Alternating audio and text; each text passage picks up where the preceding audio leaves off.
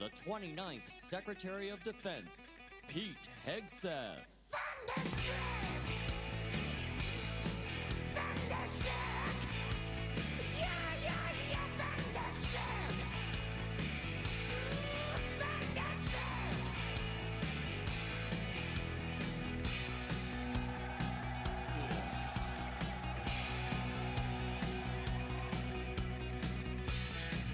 I was shaking out the knees. Could I come again, please? Whoa! Well, good afternoon, Fort Bragg. It is Fort Bragg, isn't it? Let me tell you, what a privilege it was to be just a few miles away from here, watching a sheer demonstration of military power from the All-Americans.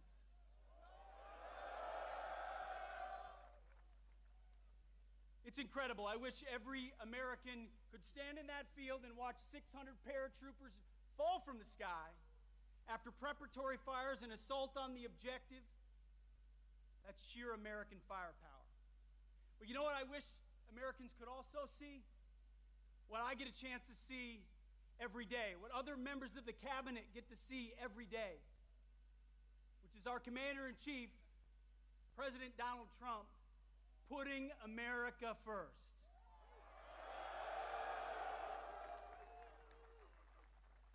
It doesn't matter the situation, whether he's meeting with foreign leaders, we're meeting in the Oval Office, or he's talking to soldiers. He's the same leader we know and love. He's laser focused on America first, on peace through strength, and on supporting our American warfighters and vets.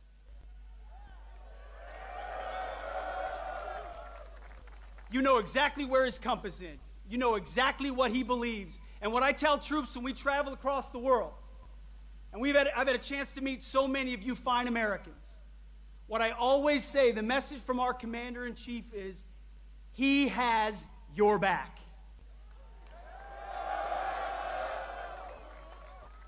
That matters. Let me tell you, I've been, not that long ago, in shoes and boots similar to yours.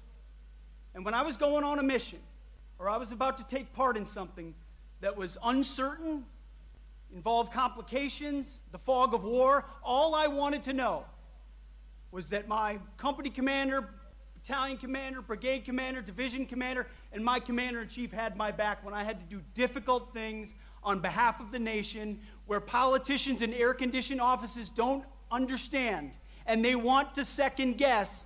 President Donald J. Trump has your back.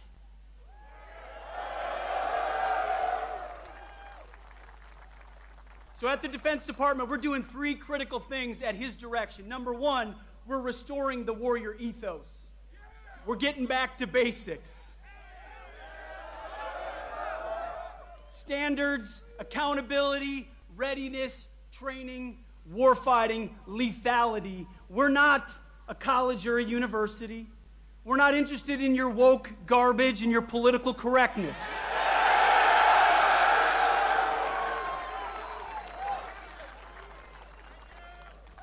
We're warfighters who close with and destroy the enemy on behalf of our nation when we come home to those we love, because we don't fight because we hate what's in front of us. We fight because we love what's behind us. That's what makes the American soldier different. So we're restoring the warrior ethos back to basics. We're also rebuilding our military. We'll have the first $1 trillion budget. You will have the best equipment in your hands to stare down the enemy. From multi-billion-dollar platforms to the best rifles, to the best equipment, to hypersonics and drones and fighters and jets, ships and carriers. Everything you need, President Trump will make sure you have. We're rebuilding the military after 4 years of deferred maintenance.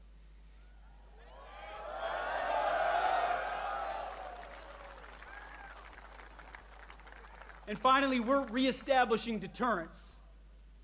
Our allies know that we stand with them, and our adversaries know what we are capable of doing to them, so that we can maintain peace through strength. President Trump seeks peace. He wants peace. So do I. So do you. For our families, for our kids, and our grandkids. But those who long for peace must prepare for war. And that's something the 82nd Airborne, America's 911, does every single day. So it's an absolute honor to be your 29th Secretary of Defense. You have my pledge that every single day our focus is on you and your mission and having your back. And you're about 1 minute away from hearing from your Commander-in-Chief, President Donald Trump. God bless you and God bless our nation.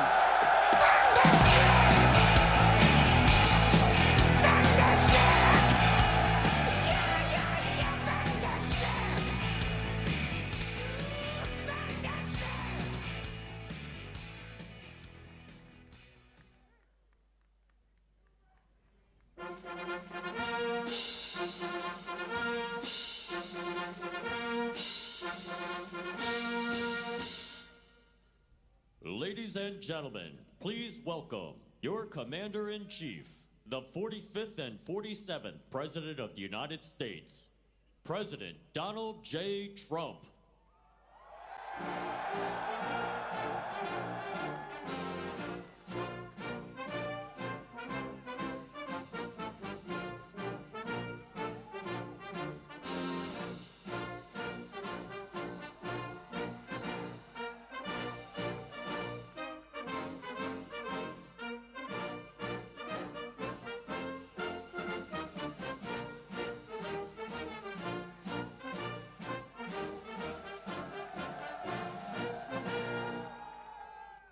And I'm proud to be an American, where at least I know I'm free. And I won't forget the men who died, who gave that right to me. And I gladly stand up next to you and defend her still today. 'Cause there ain't no doubt I love this land. God bless the USA.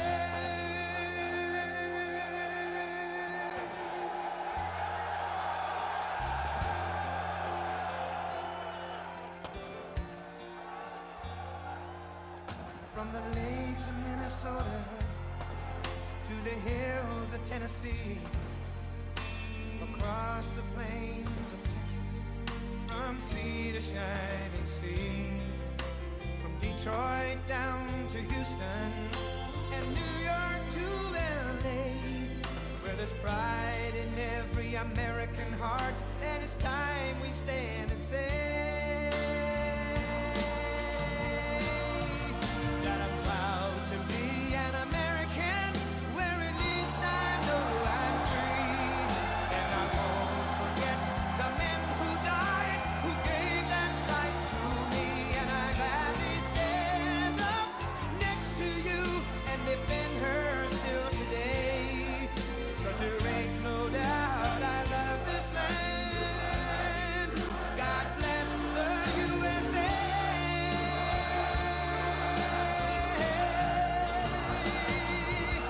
And I'm proud to be an American, where at least I know I'm free. And I won't forget the men who died, who gave that right to me. And I gladly stand up next to you and defend her still today. 'Cause there ain't no doubt I love this land. God bless the USA.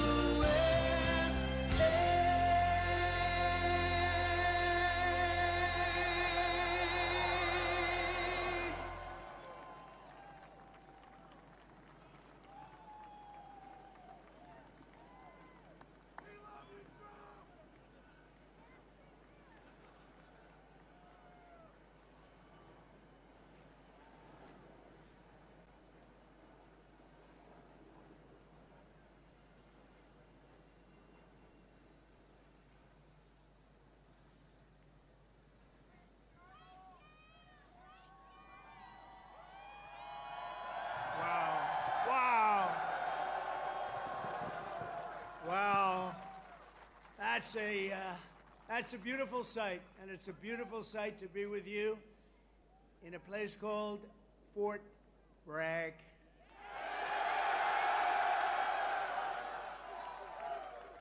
Can you believe they changed that name in the last administration for a little bit? But we'll forget all about that. Well, we're going to forget all about it. I want to just say God bless the U.S. Army and God bless the USA. Great place, great group. I want to thank so many incredible soldiers and paratroopers, pilots, warriors for that awesome display of pure, unrivaled American military might. I just saw something that was crazy. You don't want to mess. I've been saying a long time, we have the best. Nobody even comes close, but they just gave me a display that you might be lucky not to see it because it's a little scary. It was beautiful to watch. Let's hear it for the Army Special Operations and Command and the 82nd Airborne Division and the 18th Airborne Corps. What a show it was and what a show it continues to be. And Saturday is going to be a big day in Washington, D.C. You know, a lot of people say, we don't want to do that. I say, yeah, we do. We want to show off a little bit. You know, recently, other countries celebrated the victory of World War I. France was celebrating, really. They were all celebrating. The only one that doesn't celebrate is the USA, and we're the ones that won the war. Without us, you'd all be speaking German right now. Maybe a little Japanese thrown in. But we won the war. And we don't celebrate, but we're going to celebrate on Saturday, and we're going to celebrate from now on. We're going to celebrate our greatness and our achievements. This week we honor 250 years of valor and glory and triumph by the greatest fighting force ever to walk the face of the earth, the United States Army.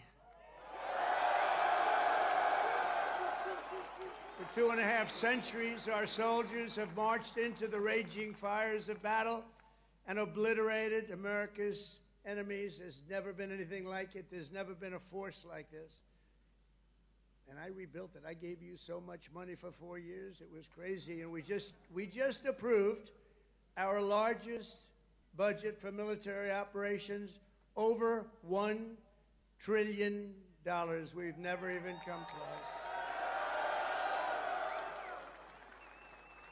But our army has smashed foreign empires, humbled kings, toppled tyrants, and hunted terrorist savages through the very gates of hell. Our soldiers do not rest until they win. You know that better than anybody. From June 1775 to June 2025, those foolish enough to challenge America's army have been met with unyielding strength, unbreakable spirit, and unstoppable, overwhelming force. Time and again, our enemies have learned that if you dare to threaten the American people, American soldier will chase you down, crush you, and cast you into oblivion. That's what happens, unfortunately. That's what happens. Doesn't sound very nice, but it's true, isn't it? The last sound you ever hear will be the dueling howl of Black Hawks in the dead of night, the thunderous boom of artillery fire, or the ferocious roar of a U.S. Army infantry brigade charging over the horizon. That brigade is going to charge like you've never seen before, and hopefully I can keep you out of that, but if I don't, you're ready. Is that right? If I can keep you out of it.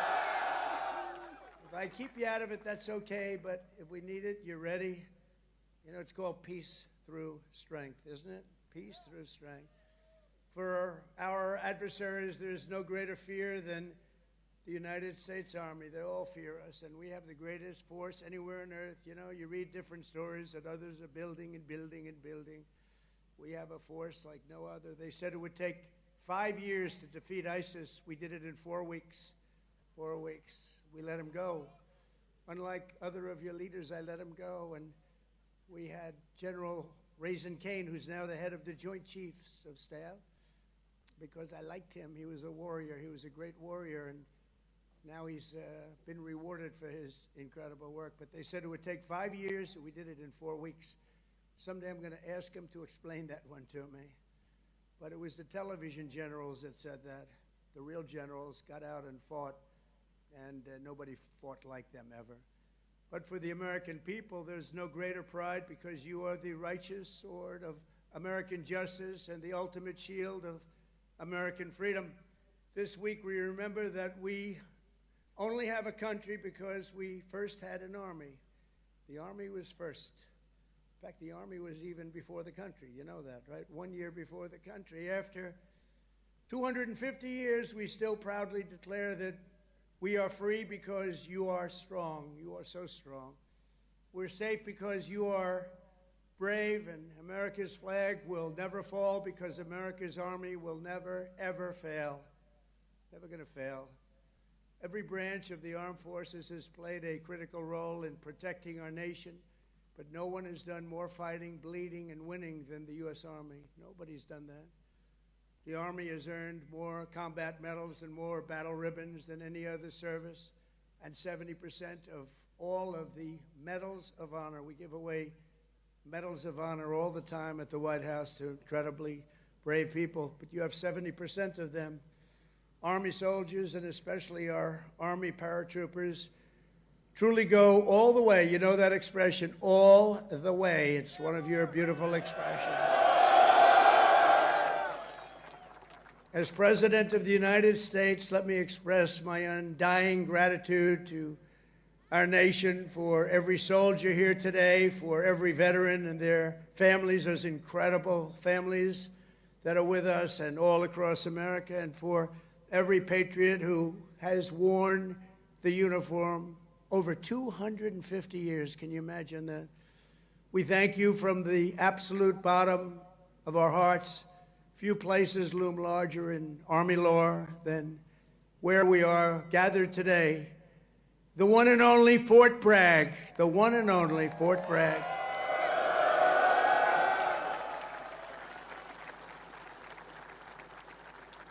But remember, it was only that little brief moment that it wasn't called Fort Bragg. It was by the Biden administration, not Trump. I had nothing to do with it. We got it changed. We said, you know, I came here numerous times and everybody, they kept saying Fort Bragg, Fort Bragg. I said, you know, it's not the name, but then I was making a speech. I said, what do you think I should call this place? Call it Fort Bragg. I said, Fort Bragg, how you doing? We won a lot of battles from this place, and that's the way it is. It wasn't even close. When Pete and some of the generals came to see me, I said, not even close, not even close. This is the home of the Green Berets, the Sky Dragons, and the all-American 82nd Airborne. We know what 82nd Airborne Division. This is where the GIs who won the Second World War learned to pack their parachutes and push howitzers and go right into those C-47s with lots of arms and push them right out those big, beautiful doors and wield their bayonets and pry the enemy from the hedgerows of the French countryside. France needed us badly. We were there. A lot of people needed us badly. They still do, maybe worse than ever. It was here in the soil that the Army forged the medal that held strong at Bastogne. It was here the mighty paratroopers earned their wings before they rained down death from above to liberate Sicily, Normandy, and even the Netherlands. That's right.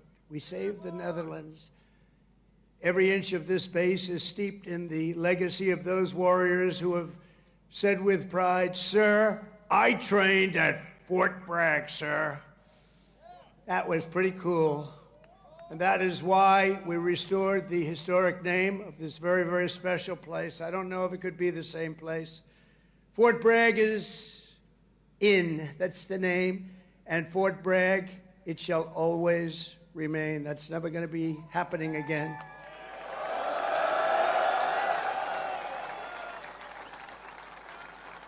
And for a little news for the fake news back there, the fake news. Ladies and gentlemen, look at them. Look at them all. Oh, yeah, what I have to put up with. Fake news. What I have to put up with. But they're all right. They've been very nice today. They were impressed with that display, I can tell you that. I think it took them a little by surprise. But for a little breaking news, we are also going to be restoring the names to Fort Pickett, Fort Hood, Fort Gordon, Fort Rucker, Fort Polk, Fort A.P. Hill, and Fort Robert E. Lee. We won a lot of battles out of those forts. It's no time to change. And I'm superstitious, you know, I like to keep it going, right? I'm very superstitious. We want to keep it going. So that's a big story. We just announced that today to you for the first time. They said, why didn't you wait till Saturday? I said, I can't wait. I got to talk to my friends here today. This is a record crowd. You know, you never had a crowd this big. That's an honor. You think this crowd would have showed up for Biden? I don't think so. I don't think so. I don't think so. Maybe I'm wrong. Maybe I'm wrong. I want to thank so many great leaders here today, including Secretary of Defense Pete Hegseth, who's been great. By the way, Pete, thank you. Great. And he went through the wars, you know? Pete went through the wars. He had to get through a very hostile group of people that I think really don't want to see America be great again, maybe, or something, but he persevered and he got there and he's doing a fantastic job. Great job, Pete. Thank you very much. Secretary of Veterans Affairs, Doug Collins, a fantastic man. Thank you, Doug. You're doing a great job. Doing a great, great job. Way, way up from the last administration, Veterans Administration. It's way up. You saw the recent poll. The people are happy. They weren't happy a couple of years ago. They were really happy 5 years ago. But it went downhill from there. We did so much. We got you medical. If you had to wait, if you had to delay at all, you go out to see a private doctor. We pay the bill. You take care of it. You don't wait for 6 months and end up getting very sick on something that could have been done with a little shot or a pill. We did that. Then they wanted to drop that. I said, we're not dropping it. But, Doug, I'm proud of you. I just heard some great things. Thank you very much. The Secretary of the Army, a really brilliant young guy, went to Yale. Can't have everything. Top student. Dan Driscoll. Thank you. Thank you, Dan.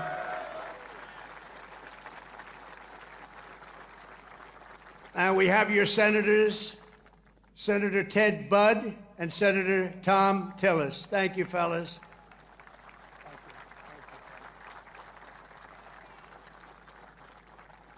Congressman Richard Hudson, Pat Harrigan. Where's Pat? Pat? Good, Pat. You're doing great. You guys are amazing. And we have the big brass, General Andrew Pappas. General, thank you. Thank you, General. Doing a great job. General John Braja. John, thank you. Great job. Thank you for today, John. General Greg Anderson. Thank you. Thank you, Greg. Thank you. Sergeant Major of the Army, Michael Weimer. And before going further, I want to say a few words about the situation in Los Angeles, California. Have you heard of the place?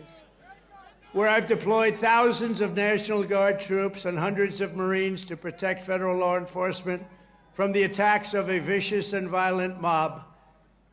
And some of the radical left, they say, oh, that's not nice. Well, if we didn't do it, there wouldn't be a Los Angeles. It'd be burning today, just like their houses were burning a number of months ago. Generations of Army heroes did not shed their blood on distant shores only to watch our country be destroyed by invasion and third world lawlessness here at home, like is happening in California. As Commander-in-Chief, I will not let that happen. It's never going to happen. What you're witnessing in California is a full-blown assault on peace, on public order, and on national sovereignty carried out by rioters bearing foreign flags with the aim of continuing a foreign invasion of our country. We're not going to let that happen. Remember, millions of people were allowed to come into our country totally unchecked and unvetted by stupid people or radical left people or sick people. But regardless, open border policy, the dumbest policy yet. I would say even dumber than men playing in women's sports, transgender for everyone. Even dumber than that. They're hurling bricks and cinder blocks at law enforcement. Did you see they're breaking up the sidewalks and the curbs, breaking it up with big, strong hammers? These guys are professionals. These are not amateurs. They're breaking it up because they took the bricks away from them. They came in with bricks, red bricks, that they could throw at our military and at the police in L.A., who are very good, but they weren't aggressive like our soldiers. Our soldiers really were aggressive, but they all worked together. But they came in with bricks, they were taken away, and they had hammers. Oh, wow, how did that happen? And they're pounding the sidewalk. I said, what the hell is he doing? And he's breaking it up and making it into concrete bombs in a way, and they're dropping them on our military. They're throwing them at our military. Pretty good arms they had, too. Hits guys right in the face, big chunk of concrete, worse than a brick. They're taking them up to the bridges, and they're dropping them in the cars that are going by. These are animals. But they proudly carry the flags of other countries, but they don't carry the American flag. They only burn it. Did you see a lot of the flags being burned? They weren't being burned by people from our country or from people that love our country. People that burn the American flag should go to jail for 1 year. That's what they should be doing. 1 year. And we'll see if we can get that done. We're going to try and get that done. We're working with some of your senators. I know Senator Josh Hawley is very much involved, and I know the two senators from here. I think you guys, are you guys in favor of it? Boy, would this be a bad time for them to say no. I got you. I got those 2 votes. The agitators are throwing firebombs, Molotov cocktails, lighting vehicles ablaze. You saw the cars that were burning, mobbing police officers and ICE officers who are the toughest people you'll ever meet, and they love our country, and they're getting really they want to stomp on them, but they're too tough. They don't allow it. And attempting to infiltrate and occupy federal buildings wearing armor and face shields. The best money can buy, somebody's financing it. We're going to find out through Pam Bondi and Department of Justice who it is. They're already on it. Who's financing all this equipment? Very professional. Under the Trump administration, this anarchy will not stand. We will not allow federal agents to be attacked, and we will not allow an American city to be invaded and conquered by a foreign enemy, and that's what they are. A lot of those people were let in here by the Biden administration. They just poured right in. They came from prisons, they came from jails from all over the world. They came from mental institutions. They were the leaders of gangs. They were drug lords allowed to come into our country. Their countries threw them out. Their countries would bus them or drive them right to our border and say, go in there, you ever come back, we're going to kill you. And we got them, and we're getting them out of here. I want to applaud the courage and the strength of the incredible troops who are right now standing guard to protect federal property and personnel and uphold the supremacy of federal law. That's what they're doing. They're protecting our ICE agents. They're protecting the police in Los Angeles. The head of the police in Los Angeles, a good man, I hear a good man, but he was actually saying we really did need this help. It had gotten away from them. It had long gotten away. And we gave it to them. Not only are these service members defending the honest citizens of California, they're also defending our republic itself. And they are heroes. They're in there, they're heroes. They're fighting for us. They're stopping an invasion just like you'd stop an invasion. The big difference is most of the time when you stop an invasion, they're wearing a uniform. In many ways, it's tougher when they're not wearing a uniform because you don't know exactly who they are. In Los Angeles, the governor of California, the mayor of Los Angeles,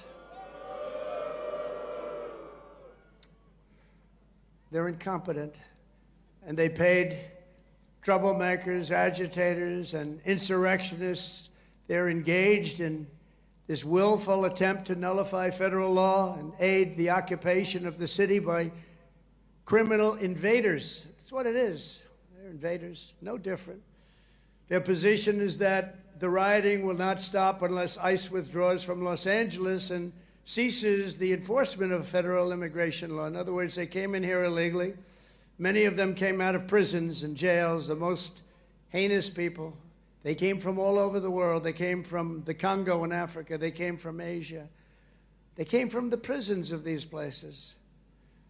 They were put into the United States and allowed to stay here because we had a grossly, grossly unfit president who listened to whoever was operating the auto pen. And they allowed these people to stay. And by the way, I've known this guy for a long time. He was never the sharpest bulb. But you know what he was? He wasn't a radical left lunatic.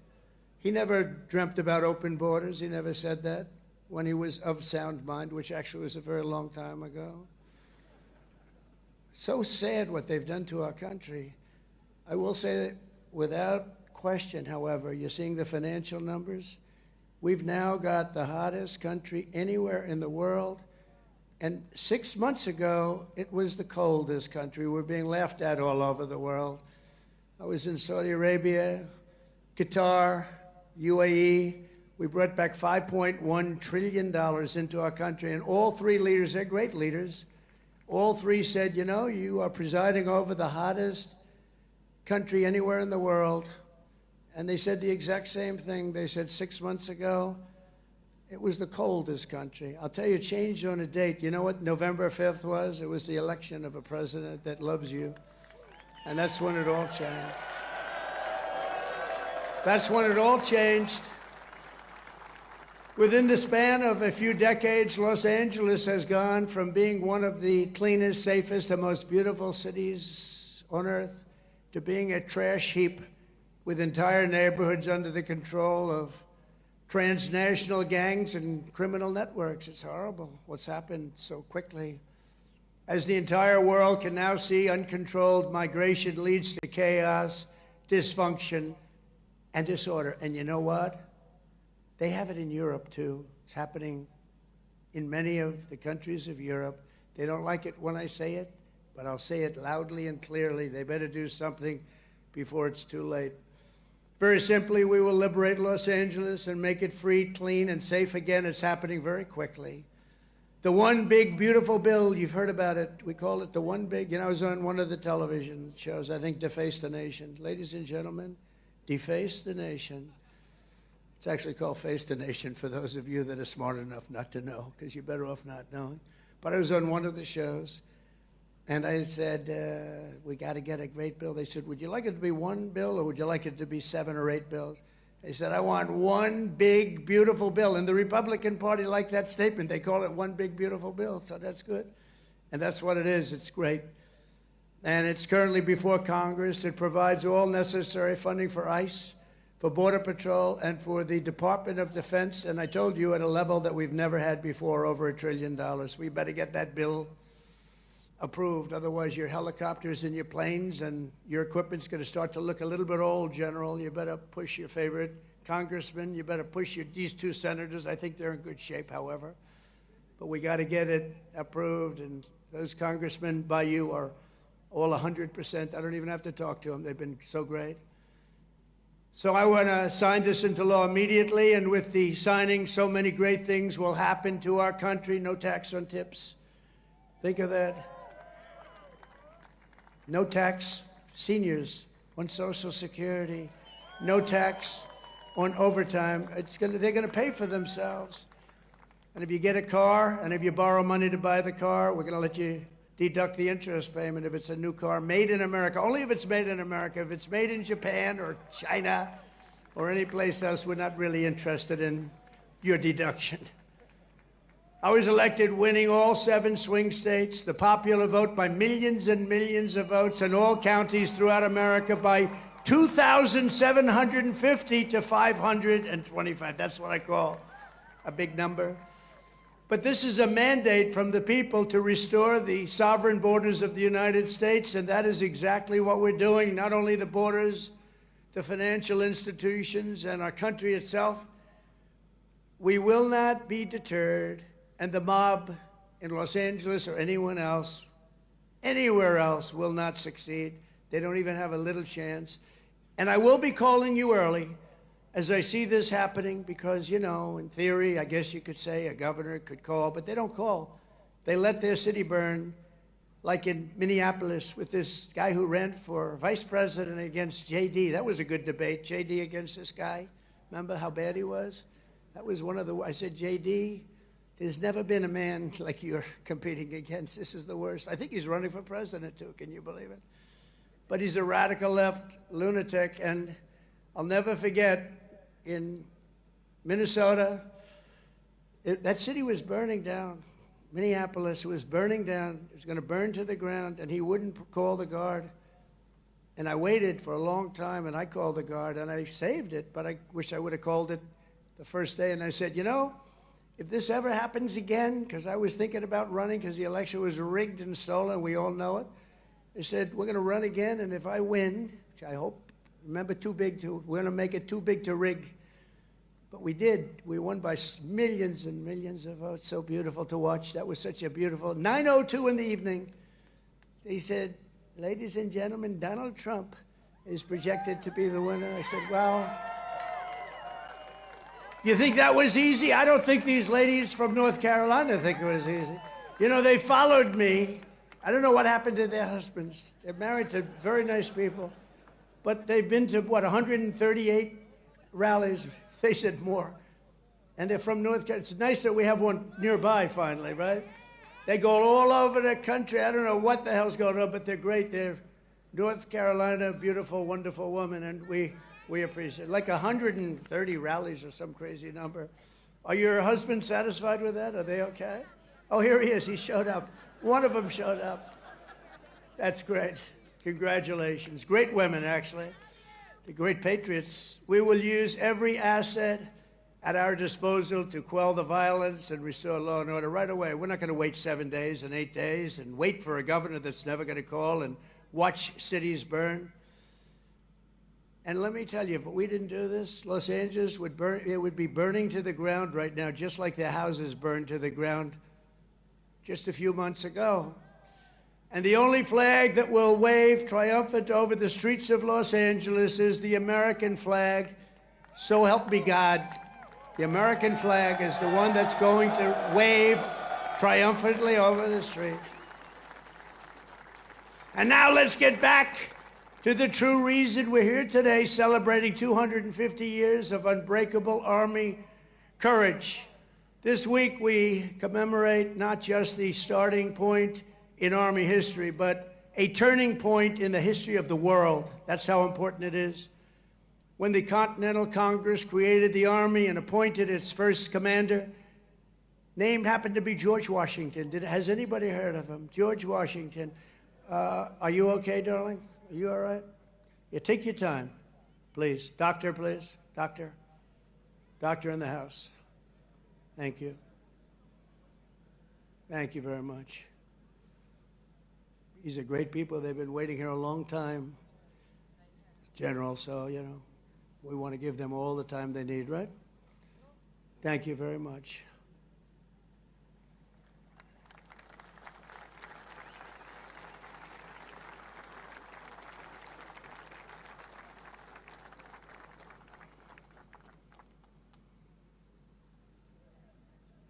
Greatest people in the world. They are amazing. Amazing.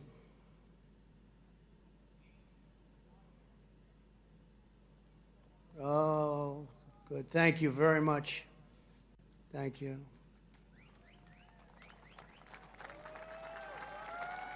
Okay, honey. Thank you. Beautiful young person.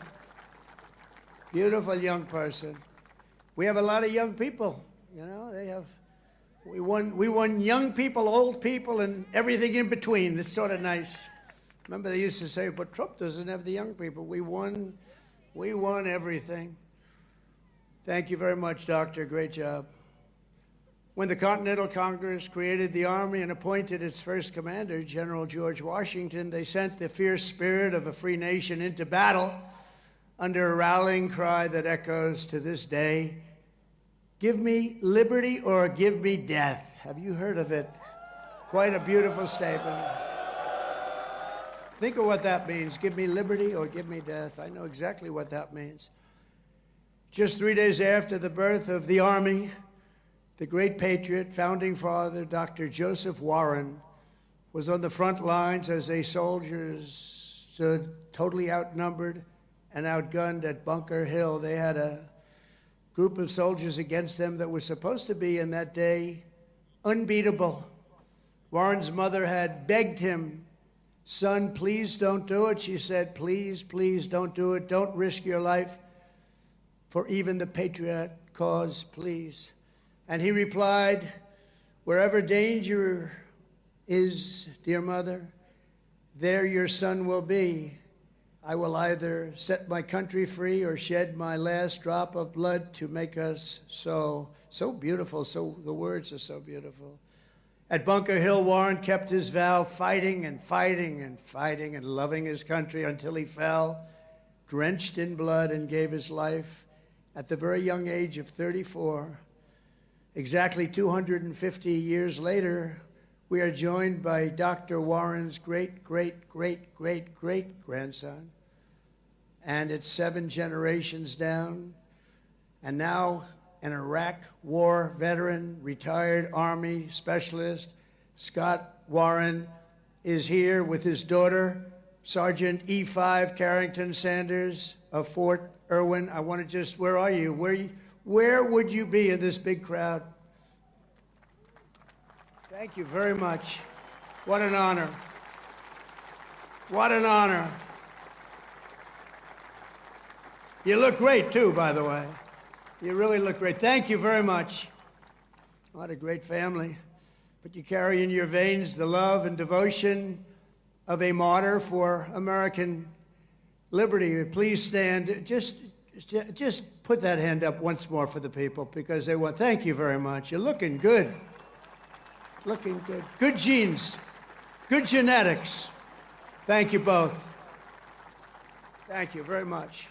The life of a soldier is not just a job, it's a calling and a sacred tradition passed down from father to son, brother to sister, and one generation to the next. At every hour of danger, our noblest citizens have answered that call, kissed their loved ones goodbye, and run to the sound of guns. You run to the sound of guns, you're running right into them, you're going to win. When the British tried to reconquer our young nation in 1812, 1,000 Americans at Fort McHenry fought off a British invasion fleet, 5,000 strong. They say it was unstoppable. Lieutenant Francis Scott Key, you all heard the name, watched from Baltimore Harbor as the Army kept Old Glory flying high. Many people died. Deeply inspired, he wrote a poem in tribute to Army courage and American pride, known today as the Star-Spangled Banner, or our national anthem. Great.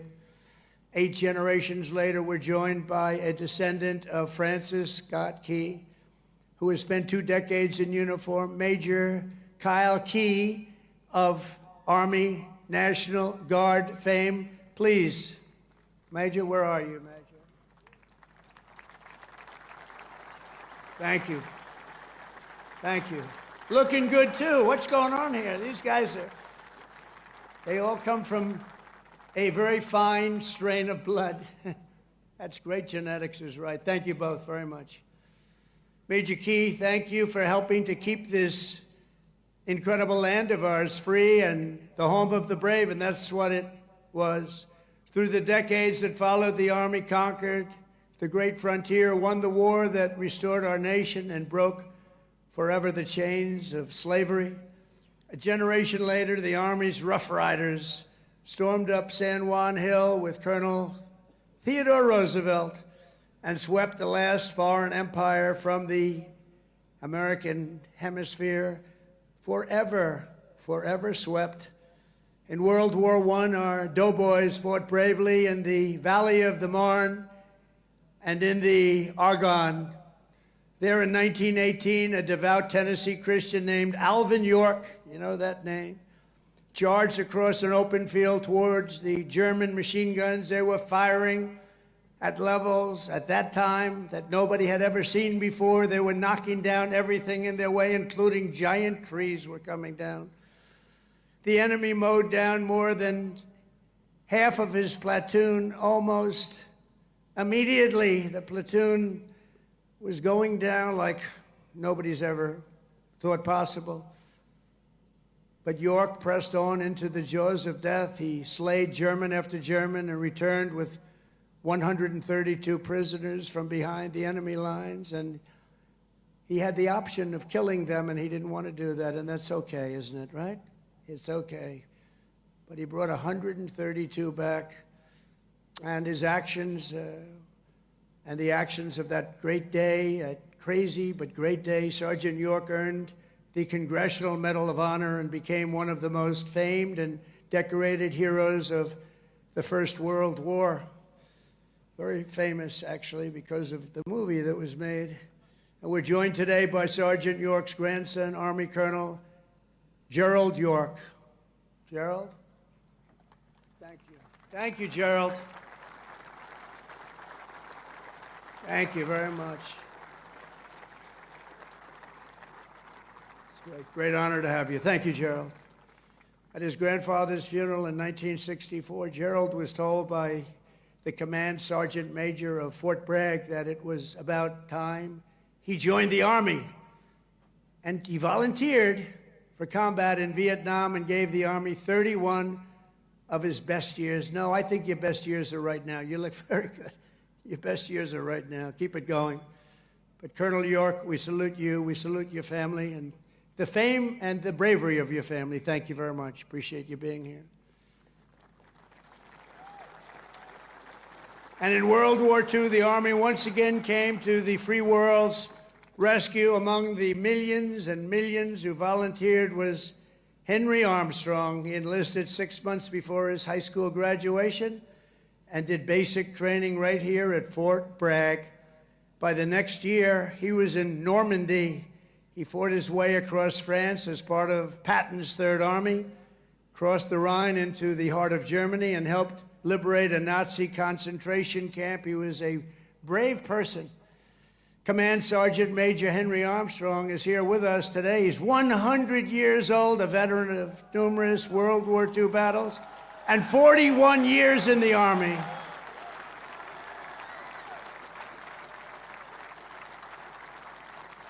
Thank you. Wow. These are great, amazing people. Thank you very much. Great. Thank you very much. He's joined by his grandson, Army Major Dennis Armstrong. Dennis, I assume that's you, right? Thank you, Dennis. And Dennis's wife, Captain Shelley Armstrong. They love the military, and they love our country. Thank you very much, Shelley. Thank you very much. Appreciate it. And their son, Tanner. Where's Tanner? Let me see. Oh, he looks good, too. They all look good. Tanner might look the best, actually. Thank you very much. Who's an active duty staff sergeant in the 82nd Airborne right here in Fort Bragg. He could right now run for office, I think. He's very popular. In Korea, our warriors held the front line in the battle against communism and liberated millions and millions into the light of freedom. To Vietnam, we sent some of the toughest men who ever wore army boots, an olive drab. One of them was Joe Marm of Pennsylvania. He was 23 years old when his platoon was ordered to rescue soldiers surrounded by the enemy in the Battle of Ya Drang. Lieutenant Marm charged into heavy fire, killing 4 enemy soldiers in the brush before sprinting across 40 yards of open field. His teammates could not believe he was doing it, actually, they said. He then tossed a grenade that killed 8 Viet Cong gunners, plunged into the trenches, and killed still more before being shot in the jaw, badly in the jaw. He successfully cleared the way for his men to save their stranded comrades, and frankly, for his men to save their own lives. He was unbelievable.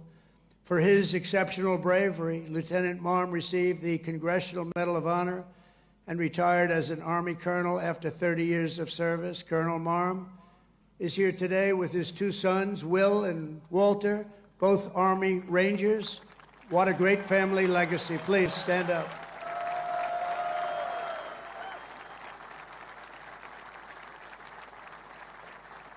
How's your jaw feeling? All right? The jaw? It's all right? Looks pretty good. I wish mine looked that good. It's very good. Thank you very much. Great family. Appreciate it. Real heroes. In the modern era, our soldiers have charged into the darkest caves and ventured into the most God-forsaken places to vanquish the forces of radical Islamic terror from the face of the earth. In 2007, Chief Warrant Officer Eric Phillips was stationed at a remote outpost in the Afghan mountains when a massive Taliban force attacked from all sides. He thought he was finished. For 3 hours, he led a hellacious counter-assault to successfully repulse the enemy in close combat. In the same deployment, Eric again repelled an attack by a vastly larger enemy force, saving countless lives. For his spectacular gallantry, Chief Phillips earned the Distinguished Service Cross and the Silver Star, becoming among the most highly decorated warriors of any branch in the war on terror. Actually, he is the most decorated, and it's not even that close. Many, many battles, many, many medals. And he's with us today, Chief Phillips. You did us all proud. Please stand up, Chief Phillips. Thank you. Thank you very much. Thank you. You are Army strong. Thank you very much, Chief. From the American Revolution until today, the story of the Army is the tale of an unbroken chain of American patriots who gave all they had for this country. It is the saga of epic men like Washington and Jackson, Grant and Custer, Pershing and Eisenhower, Patton and MacArthur, Wild Bill Donovan, and the great General William Yarborough, father of the Green Berets. You know that, the Green Berets? You know that? William Yarborough. It's the story of fabled units like the Old Guard, the Iron Brigade, the Big Red One, the Buffalo Soldiers, the Harlem Hellfighters, the Tuskegee Airmen, the Screaming Eagles, and George Patton's Hell on Wheels. They called it Hell on Wheels. When he was after you, it was not good. The weapons of war have changed with every generation, but the unflinching loyalty of the American soldier has always remained the same. The Army has always stayed true to its motto, "This we'll defend." You know that. This we'll defend. Army warriors who have laid down their lives for America rest by the thousands in the sacred soil of Arlington and Gettysburg, Anzio and Manila, and to far-off places known only to God. We owe everything to them. Today we renew our devotion to the cause of liberty for which they so selflessly lived and fought and so bravely died. There could be no greater tribute to their memory than to prepare the Army to dominate America's enemies for the next 250 years and more than that. That's why under the Trump administration, we're focused on restoring the spirit of the U.S. Armed Forces. No soldier ever volunteered for the Army to be lectured about transgender diversity or inclusion. You don't want to hear that. Transgender for everybody. We don't do that. America's patriots joined the Army to kick down doors, storm beaches, kill terrorists, and win America's wars. That's what we want. And that's what you want.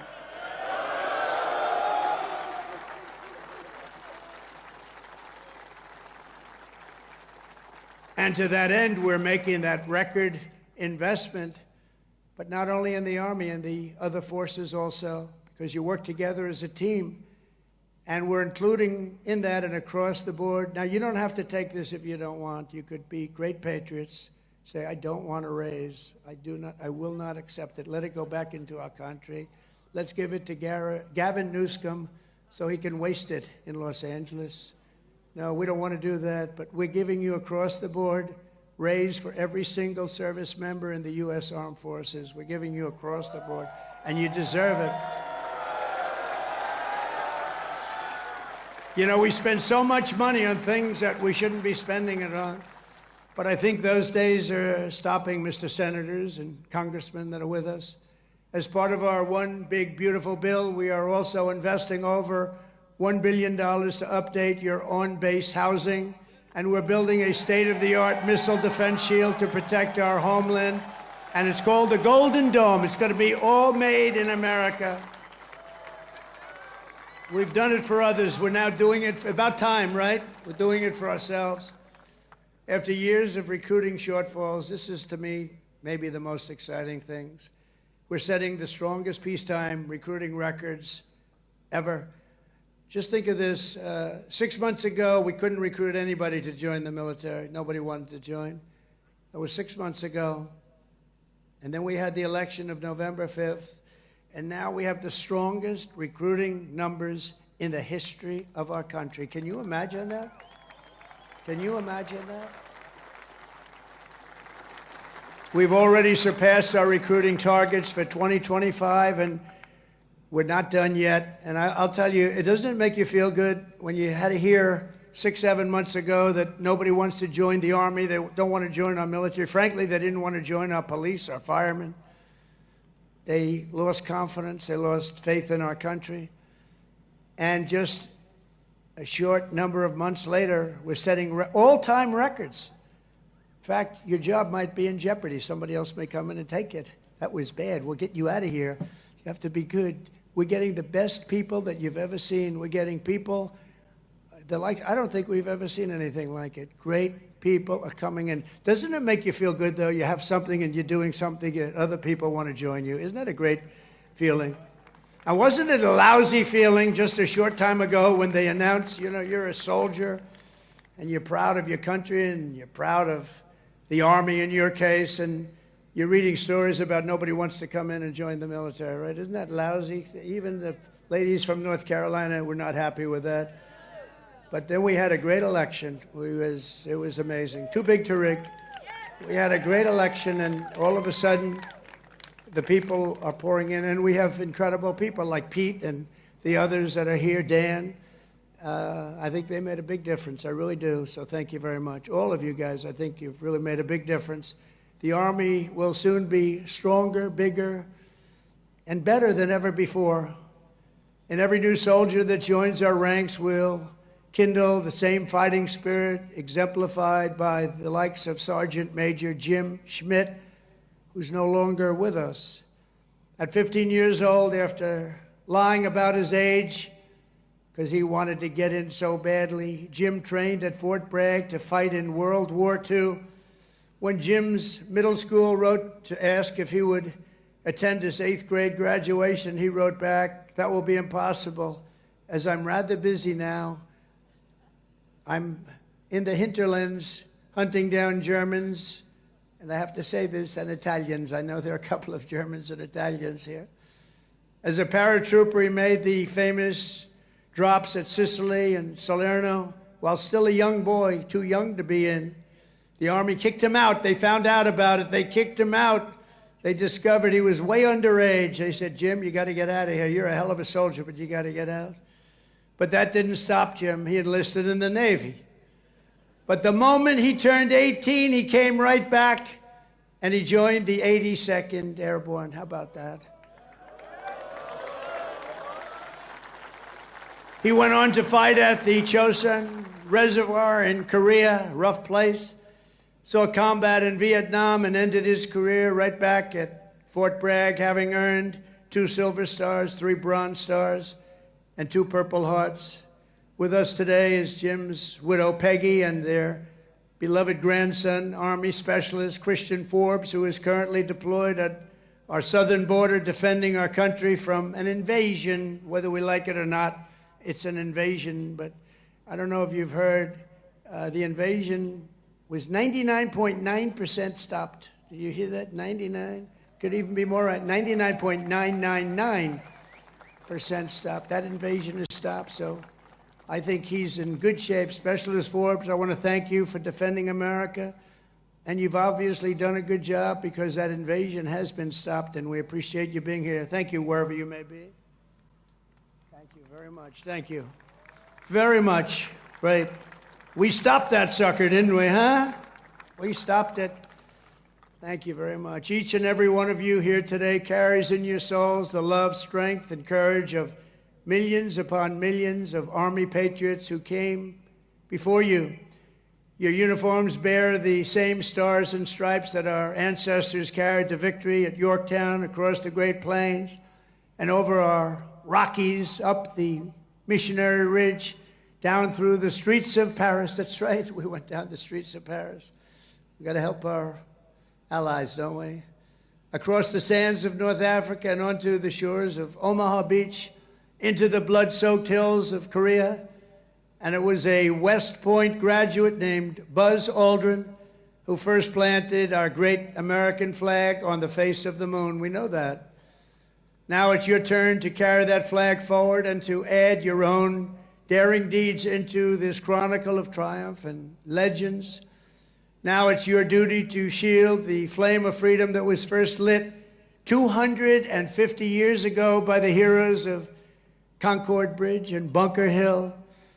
Standing before you today, I am more confident than ever that in the days ahead and every generation to come, the U.S. Army will heap glory upon glory upon glory upon us all.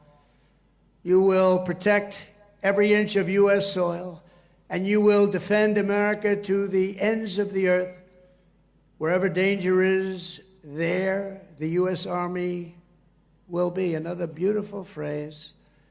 Whatever peril comes our way, whatever menace threatens our people, you will stand strong, you will be proud, you will charge hard, and you will keep that flame lit, that beautiful, beautiful flame. You're going to keep it lit.